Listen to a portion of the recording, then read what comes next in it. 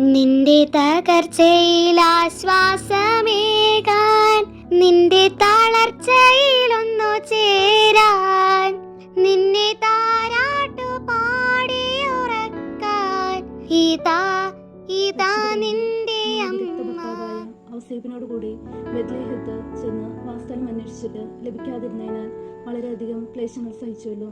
എങ്കിലും ദൈവം അവിടുന്ന് ദൈവതീരുമാനത്തിന് വിധേയമായി അവയെല്ലാം സന്തോഷപൂർവ്വം സഹിച്ചു.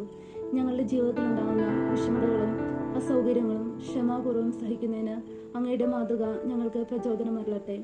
ആധുനിക ലോകം അവിടുത്തെ തിരുക്കുമാരനെ ജീവിതത്തിന്റെ വിവിധ മണ്ഡലങ്ങളിൽ നിന്ന് ബഹിഷ്കരിച്ചിരിക്കുകയാണല്ലോ.